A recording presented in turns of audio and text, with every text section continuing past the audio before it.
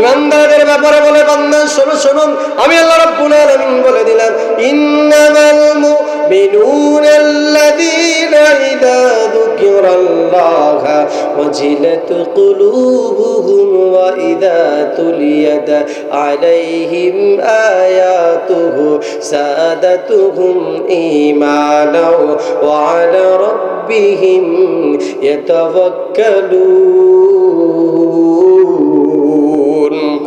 আল্লাহ রাব্বুল আলামিন বলছে বান্দা শুনুন, ঈমানদারদের সামনে, মুমিনদের সামনে ইন্নামাল মুমিনুনা আল্লাযীনা ইযা যুকিরাল্লাহ, যখন আমি আল্লাহর জিকিরের কথা বলা হয়, আমি আল্লাহর কোরআন থেকে কথা বলা হয়, আমি আল্লাহর কোরআন থেকে তাফসীর করা হয়, আমি আল্লাহ তখন বলে দিলাম বান্দা ঈমানদার যারা হবেন আমি আল্লাহর কোরআনের কথা শুনেন, আমি আল্লাহর কোরআন ট্রান্সলেশন শুনেন, আমি আল্লাহ রাব্বুল আলামিন বলে দিলাম সাদাতুহুমুল ঈমান, তার ঈমানটা কিন্তু স্তর বিন্যাস হয়, তার ঈমানটাকে বৃদ্ধি করে দেয়। আমার ভাইরা, আমার বাবাজিরা, আমার জানি না আল্লাহর কোরআনের কথা শুনে আপনারা ঈমান কেমন হচ্ছে, শক্ত হচ্ছে না নরম হচ্ছে, আপনি ভালো জানেন।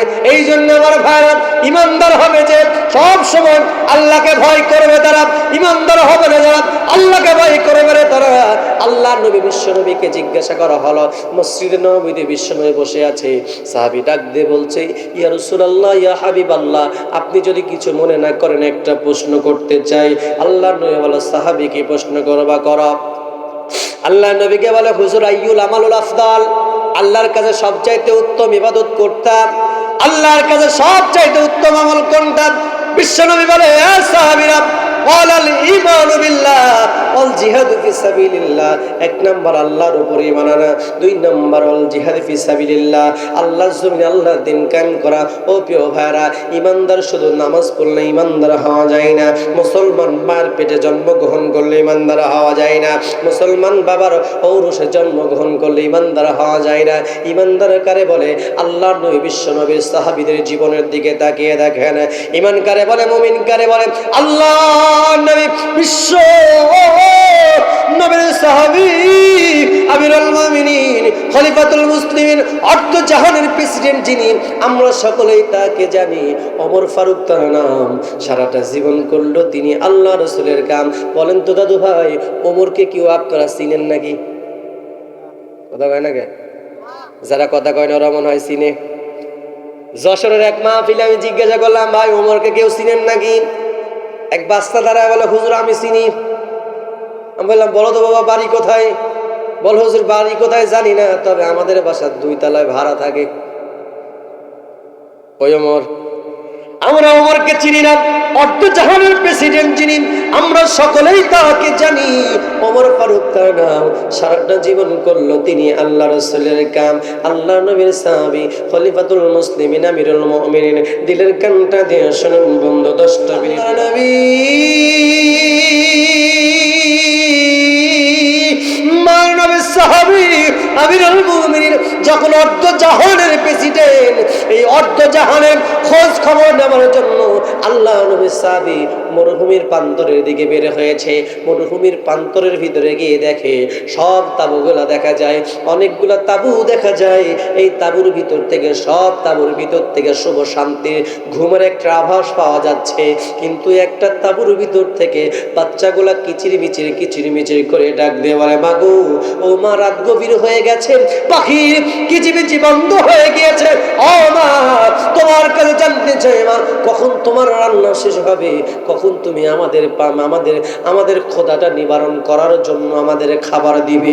আমার ভাইরা, আমিরুল মুমিনিন, অর্ধ জাহানের প্রেসিডেন্ট হযরত ওমরের কানে কথোপকথন চলে যায়।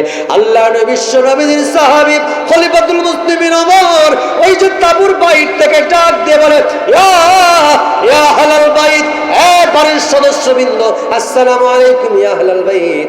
বাড়ির বাইর থেকে সালাম দিল। এখান থেকে কিন্তু একটা শিক্ষা বের করে দিতে চাই, আমি আপনি মুসলমান, কোন বাড়িতে প্রবেশ করার আগে সালাম দেওয়ার দরকার আছে না নাই? জোরে বলেন। আল্লাহ নবী সাল্লাল্লাহু আলাইহি ওয়াসাল্লাম ক্বাবলাল কালাম, আগে সালাম পরে কথা। কিন্তু আমরা আগে কথা। ভাই কিরম আছেন? বড় ভাবি কিরম আছে? বলে ভালো। মেজর ভাবি বলে ভালো। যে ভাবি ওয়েটিং আছে তাও ভালো। এত কথা বলা হলো, এত কথার ভিতরে সালাম দিতে পারে না। আংটি হারা সুলাইমান, কপাল পোড়া মুসলমান। কথা বলেন ঠিক কিনা? আমার ভাইরা, আল্লাহ নবীর সাহাবী ওমর বাহির থেকে সালাম দেয়, সালাম দেওয়ার পরে ভিতর থেকে সালামের অ্যানসার চলে আসে, উত্তরটা আসে যায়। আল্লাহ নবীর সাহাবী ওমর ডাক দিয়ে বলে, ও বাড়ির লোকজন, কেন এত তুমি দেরি করলা রান্না বান্না করতে? তার কারণটা কি? তোমার সন্তান কিন্তু খোদার যন্ত্রণায় অনেকটা অসুস্থ হয়ে যাচ্ছে, খোদার যন্ত্রণায় মা কান্না গোলা বেড়ে যাচ্ছে। আল্লাহ নবীর সাহাবী এই কথা বলতে দেরি হয়, বাড়ির ভিতর থেকে ডাক দিয়ে বলে, এ পথিক, তুমি কে গো? তোমার তো চিনলাম না, তুমি কেন এই কথা বলতেছো? আল্লাহ নবী বিশ্ব নবী সাহাবীকে ডাক দিয়ে বলে, হে পথিক গো, তোমার পরিচয়টা কি, তোমার নামটা কি একটু বলো। আল্লাহ নবী সাহাবী ডাক দিয়ে বলছে, এখন যদি এই মুহূর্তে আমার নামটা বলে দিই, না জানি কোনো একটা সিন ক্রিয়েট হতে পারে।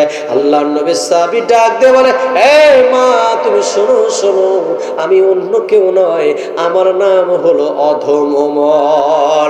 আমার ভাইরা, ভিতর থেকে জবাব আসছে, এই অধম ওমর, আমরা অধম ওমরকে খুঁজছি না, আমরা খুঁজতেছি অর্ধজাহানের প্রেসিডেন্ট আমিরুল মুমিনিন আসল ওমর। বলেন আল্লাহু আকবার। হযরত ওমর রাদিয়াল্লাহু তাআলা আনহু ডাক দিয়ে বলে, মাগো, আসল ওমরের কাছে পরে যাও, আগে তোমার কাছে বলতে চাই, কেন তুমি এত দেরি করেছো রান্না করতে? তার কারণটা কি? এমন সময় ওই বাড়ির ভিতর থেকে মহিলা ডাক দিয়ে বলছে, অধম ওমর রে, শোনো, আমরা মক্কা মদিনার মানুষ না, আমরা রোম পারস্যের মানুষ, আমরা খলিফাতুল মুসলিমিন আমিরুল মুমিনিন হযরত ওমরের কাছে আজকে বিগত তিনটা দিন যাবত এসেছি খাবারের কিছু তান নেওয়ার জন্য, কিন্তু তার কাছে এত বড় লাইন আমরা কিন্তু পৌঁছাইতে পারি নাই। ভালো করে কথাটা মাইন্ডে নিবেন, ডানে বামে নজর দিবেন না, দিলের কানটা দিয়ে শুনুন কথার গভীরতা কতটুকু। দায়িত্বশীল কাকে বলে? রাসূল সাল্লাল্লাহু আলাইহি সাল্লাম বলছে, কুল্লুকুম রায়িন ওয়া কুল্লুকুম মাসউলুন আন রায়াতিহি। তোমরা তোমাদের জায়গায় থেকে তোমরা দায়িত্বশীল, তোমার প্রতিবেশী খাইতে পারে না এইটা দেখার দায়িত্ব কিন্তু তোমার প্রতিবেশী, তুমি ইউপি সদস্য, তোমার দায়িত্ব কিন্তু তোমার প্রতিবেশী কারা খাইতে পারে না এটা তোমার দায়িত্ব। তুমি কিন্তু সমাজের ইউনিয়নের চেয়ারম্যান, তোমার দায়িত্ব তোমার এলাকার দুস্থ মানুষগুলা কারা আছে, যারা দিন আনে দিন খাচ্ছে, তাদেরকে সহযোগিতার হাতটা বাড়ায় দিতে হবে। তুমি কিন্তু এলাকার লালপুর বাগাতি পাড়ার এমপি, তোমার দায়িত্ব কোন মানুষ সুখে আছেন, কোন মানুষ দুঃখে আছে এইটাই শুধু সীমাবদ্ধ না, তোমার দায়িত্ব কিন্তু সমাজে কোরআন সুন্নাহ ভিত্তিক সমাজ অর্থনীতি ব্যবস্থা চালু হচ্ছে কিনা এইটা কিন্তু তোমার দায়িত্ব। আল্লাহ নবী সাহাবী আমিরুল মুমিনিন এই কথা শোনা মাত্রই টাস্কি খেয়ে গেছে বিশ্ব নবী সাহাবী, আর দেরি করে নাই। এমন সময় বয়োজ্যেষ্ঠ মহিলাকে ডাক দিয়ে বলে, মাগো, তুমি একটু ওয়েট করো, সবর করো, ধৈর্য ধারণ করো, আমি দেখি খাবারের কোনো সামগ্রী ব্যবস্থা করতে পারে কিনা। আল্লাহর নবী বিশ্ব নবীজির সাহাবী আমিরুল মুমিনিন হযরত ওমর রাদিয়াল্লাহু তাআলা আনহু এক দৌড় দিয়েছেন, বাইতুল কোষাগারের প্রাপ্ত সাহাবী আসলামের কাছে দৌড় দিয়েছেন, এক দৌড়ে বাইতুল কোষাগারের দায়িত্বপ্রাপ্ত সেই সাহাবীকে ডাক দিয়ে বলে, এ সাহাবী আসলাম, আর দেরি করো না, তাড়াতাড়ি করে বাইতুল কোষাগারের দরজাগুলো খোলো। বাইতুল কোষাগারের দরজা ওপেন করা হলো, এক বস্তা আটা সহকারে কিছু তরকারি নিয়ে গেল। এমন সময় অ্যারেঞ্জমেন্ট করা হলো। আমার ভাইরা, অ্যারেঞ্জমেন্ট করার পরে, গুচ্ছিত করার পরে একটা জায়গায় বস্ত্রের ভিতরে পুরি। এমন সময় বাইতুল কোষাগারের দায়িত্বপ্রাপ্ত সাহাবী আসলামকে ডাক দিয়ে বলছে, ওরে আসলাম রে, এই যে মালটা সামানটা তুমি আমার মাথায় তুলে দাও। এমন সময় আসলাম ডাক দিয়ে বলে, খলিফাতুল মুসলিমিন আমিরুল মুমিনিন এই বাইতুল মালের যে সামগ্রীগুলো রয়েছে, এই সামগ্রীগুলো তো আমার গোছানোর দায়িত্ব, আমি কিন্তু আপনার ঘাড়ে উঠাই দিতে পারবো না। আমিরুল মুমিনিন আমার ঘাড়ে উঠায় দেন, আমি কিন্তু আপনাকে পৌঁছায় দিতে পারি। আমিনুল মুমিনিন অর্ধ জাহানের প্রেসিডেন্ট ওমর চোখে কোনায় পানি ছেড়ে দেয় আর ডাক দিয়ে বলে, আসলাম রে, তুমি কি জানো না, তুমি কি মনে হয় ভুলে গেছো কিয়ামতের দিন আজকে সূর্যটা 9,30,00,000 মাইল উপরে, সেই সূর্যটা কিন্তু মানুষের মাথার উপরে একটা মুখ দিয়ে তাপ দিচ্ছে। এই তাপটা কিন্তু মানুষ সহ্য করতে পারছে না, মানুষ ঘেমে ঘেমে ঘেমে চৌচিরে হয়ে যাচ্ছে। এরে আসলাম, তুমি শোনো, কিয়ামতের দিন ময়দানে মহাশরে আমার ভাইয়ের হাতের দিকে তাকান, তাফসীরের ভিতরে পাওয়া যায়, আলেম ওলামা সে জিজ্ঞাসা করে নেবেন, আপনারাও জাস্টিফাই করতে পারেন। এক হাত থেকে সোয়াদ উপরে মাথার উপরে সূর্যটা থাকবে, 99টা মুখ দিয়ে তাপ দেবে। বেঈমান যারা হবে তাদের মাথাটা কিন্তু গরম পানির মতো টকপক টকপক টকপক করে ফুটতে থাকবে। আমিরুল মুমিনিন চোখের কোলায় পানি ছেড়ে দেয় আর ডাক বলে, আসলাম তুমি কি জানো না, ইয়াউমা ইয়াফিরুল মারউ মিন আখি, ওরে আসলাম সেই দিন কিয়ামতের দিন ভাই ভাইকে চিনবে না, মা তার সন্তানকে চিনবে না, বাবা তার ছেলেকে চিনবে না, সেই দিন তুমি আমাকে সাহায্য করতে পারবে না। আসলাম অতএব তুমি আটার অবস্থাটা আমার মাথায় উঠায় দাও।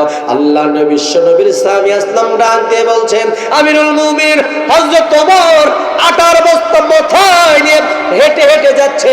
আল্লাহ নবী সাহাবী বাইতুল কোষাগারের দায়িত্বপ্রাপ্ত সাহাবী আসলাম বলছে, দুনিয়ার মানুষ শোনো শোনো, আমিরুল মুমিনিন হযরত ওমর খলিফাতুল মুসলিমিন আটার বস্তাটা মাথায় নিয়ে এত জোরে জোরে জোরে হেঁটে যাচ্ছে, আমি আসলাম দৌড়ায় দৌড়ায় দৌড়ায় আল্লাহ নবী সাহাবীর পিছু ধরতে পারছি না। বলেন আল্লাহু আকবার, আর একটু জোরে বলুন না, আল্লাহু আকবার।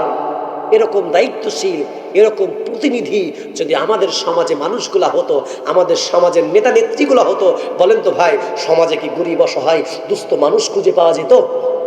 কথা বলেন।